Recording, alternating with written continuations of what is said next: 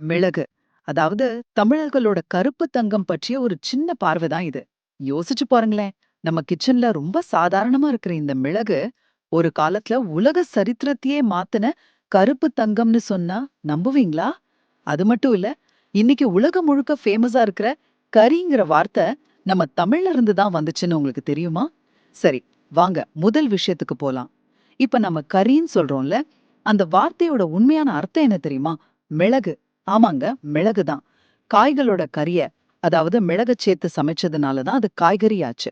அதே மாதிரி இறைச்சியோட மிளக நெறைய சேர்த்து சமைக்க ஆரம்பிச்சதும், காலப்போக்குல அந்த டிஷ்ஷுக்கே கறின்னு பேர் வந்துருச்சு. அடுத்து 2வது பாயிண்ட். இந்த மிளகு நம்ம சமையலறையோட நிக்கல. உலகத்தையே ஒரு புரட்டு புரட்டி போட்டுச்சுன்னு சொல்லலாம்.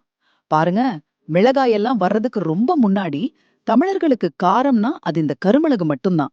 இந்த கருப்பு தங்கத்துக்காக தான் ஐரோப்பியர்கள் இந்தியாவ தேடி கடல் வழியா வந்தாங்க. அதுக்கப்புறம் நடந்ததெல்லாம் பெரிய வரலாறு. போர்கள், காலனி ஆதிக்கம்னு போயிருச்சு. சரி, இதோட மதிப்பு வெறும் வியாபாரத்துல மட்டும் இல்ல. கடைசியா ஒரு விஷயம் சொல்றேன், கேட்டா ஆச்சரியப்படுவீங்க. மிளகு ஒரு சூப்பரான பிரிசர்வேட்டிவ்.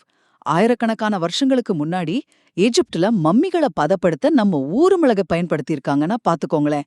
எவ்ளோ பெரிய விஷயம். அப்போ நம்ம பாக்குற இந்த மிளகு வெறும் காரம் மட்டும் இல்ல. அது உலக சரித்திரத்தையே மாத்தி எழுதின ஒரு தமிழ் பொக்கிஷம்.